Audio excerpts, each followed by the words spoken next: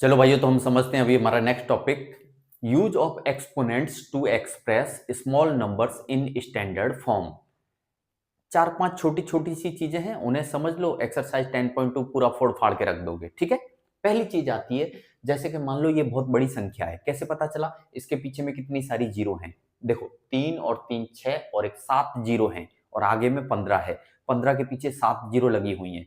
तो अब इसको हम स्टैंडर्ड फॉर्म में कैसे लिखेंगे, समझो। स्टैंडर्ड फॉर्म का मतलब ये होता है कि पॉइंट जो हमारा डेसिमल होता है, डेसिमल डेसिमल से पहले, मैं बात कर रहा हूं डेसिमल के लेफ्ट हैंड साइड में सिर्फ एक डिजिट होनी चाहिए। जैसे कि मान लो ये एक एग्जांपल, 1.75 इंटू 10⁶। देखो, डेसिमल से पहले कितना डिजिट है? ओनली वन डिजिट है। इस तरीके से अगर हमने लिखा है तो हम उसे क्या कहेंगे? स्टैंडर्ड फॉर्म कहेंगे। क्या कहेंगे? Standard form. ठीक है। तो ये तरीका होता है स्टैंडर्ड फॉर्म लिखने का, और पीछे में हम जीरो नहीं लगाते। एक्सप्रेशन कैसे होता है? 10 की फॉर्म में होता है। क्लियर है? तो चलो अब हम चलते हैं आगे। तो हम क्या करेंगे इसमें? देखो भाई, पॉइंट से पहले कितना डिजिट रखना है हमको? पॉइंट से पहले हमको सिर्फ एक डिजिट रखना है। ठीक है कि नहीं है? तो कैसे करेंगे? देखो, गिन लो भाई, कितना इधर जा रहे हो? 1 2 3 4 5 6 7 8, 8 डिजिट इधर जा रहे हो आप। तो इसको हम कैसे लिखेंगे? इसको लिखेंगे हम 1.5 इंटू 10⁻⁸ क्योंकि हम यहां से 8 डिजिट इधर की तरफ गए। हम किधर गए? राइट से लेफ्ट जा रहे हैं। राइट से लेफ्ट जा रहे हैं तो यहां पे 10⁻⁸ आएगा, प्लस में आएगा। एक्सपोनेंट क्या रहेगा? पॉजिटिव रहेगा। अब इसमें देखो, 0.00052, अब हमको लिखना है स्टैंडर्ड फॉर्म में। स्टैंडर्ड फॉर्म कैसा होता है? डेसिमल से पहले सिर्फ एक डिजिट रहेगा। तो इस पॉइंट को उठा के मुझे कहां लाना पड़ेगा? यहां लाना पड़ेगा। ठीक है कि नहीं है? कितना प्लेस इधर जाना है हमको? 1 2 3 4 5, 5 प्लेस इधर जाना है। किधर जाना है? हम राइट की तरफ जा रहे हैं, राइट हैंड साइड की तरफ जा रहे हैं। तो हम इसे कैसे लिखेंगे? 5.2 इंटू 10⁻⁻⁵। क्लियर है? अगर आप इधर से इधर जा रहे हो, राइट की तरफ जा रहे हो, तो एक्सपोनेंट कैसा रहेगा हमारा? नेगेटिव रहेगा। ये याद रखना है।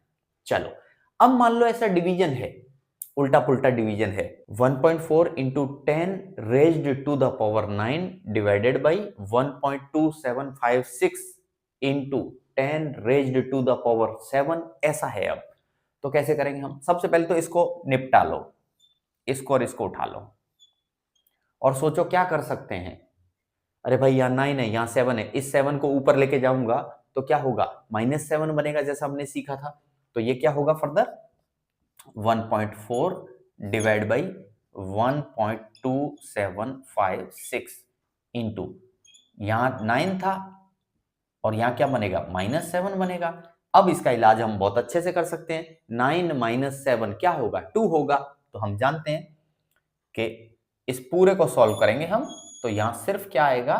10⁻² आएगा। क्लियर है? और फिर इसमें इससे डिवाइड करो, जो आता है उसमें 10⁻² का मतलब क्या होता है? 100। 100 से मल्टीप्लाई कर दो, आपका आंसर आ जाएगा। मान लो ऐसा है, एक्सपोनेंट नेगेटिव है, -6 -5। अभी भी हम यही काम करेंगे। क्या काम करेंगे? देखो, यहां -6 है भाई, यहां -5 है। ये -5 वाले नंबर को हम ऊपर लेके चलते हैं, तो क्या बनेगा?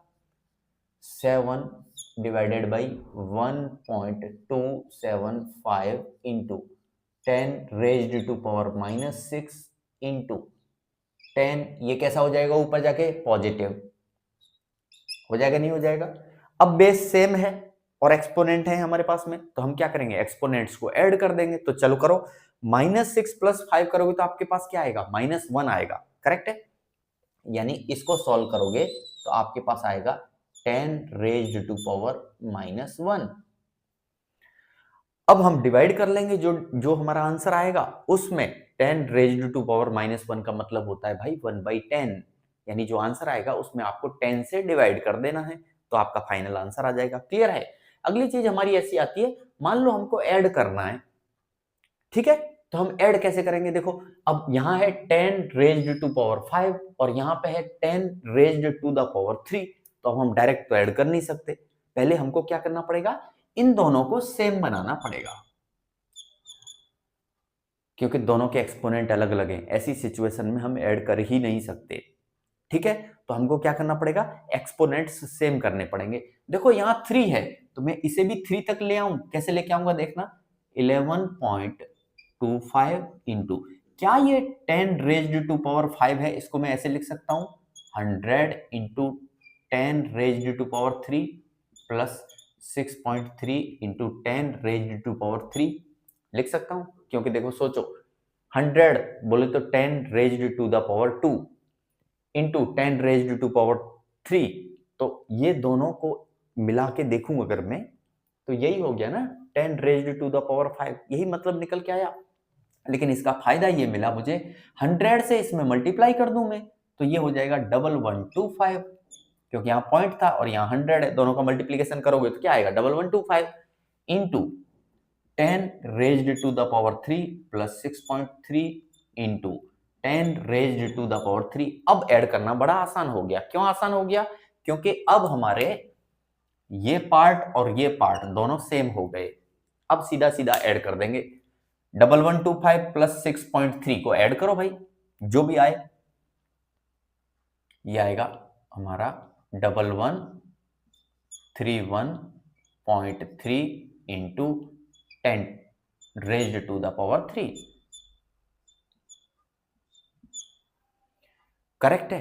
तो हमने क्या किया, इसको और इसको ऐड करके यहां लिखा multiplied by 10 raised to the power 3, ठीक है। चलो अब मान लो सब्ट्रैक्शन है, यानी माइनस करना है हमको, अभी भी हम यही काम करेंगे। कौन सा काम, पहले तो हमारे जो एक्सपोनेंट्स हैं उन्हें सेम करो, एक्सपोनेंट्स अलग अलग हैं। देखो भाई यहां पे है 10 रेज्ड टू द पावर 8 और यहां पे है 10 रेज्ड टू द पावर 11, ऐसा नहीं चलेगा। पहले एक्सपोनेंट्स को सेम करें।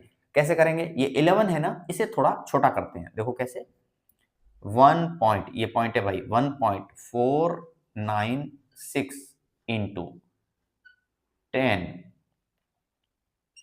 3 into 10 raised to the power 8 minus 3.84 into 10 raised to the power 8। बताओ लिख सकता हूं नहीं लिख सकता, बिल्कुल लिख सकता हूं। क्यों, 8 प्लस 3 करोगे तो भैया 11 आ जाएगा कि नहीं आ जाएगा, आ ही जाएगा ना, क्या दिक्कत है। और 10 रेज्ड टू द पावर 3 का मतलब क्या होता है, 1000, 10 इंटू 10 इंटू 10 यानी 1000 से इसमें अगर मल्टीप्लीकेशन करोगे आप तो ये क्या बन जाएगा, देखो भाई ये पॉइंट 3 डिजिट पीछे चला जाएगा तो ये बनेगा 1496 into 10 raised to the power 8 minus 3.84 into 10 raised to the power 8।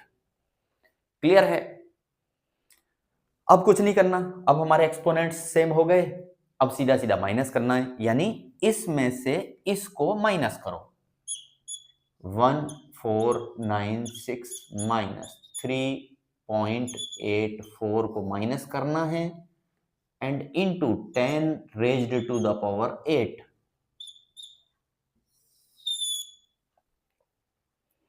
अब इसको माइनस करने के बाद जो आंसर आए वो multiplied by 10 raised to the power 8, ये आपका आंसर होगा। इस तरीके से हमको करना है, ठीक है।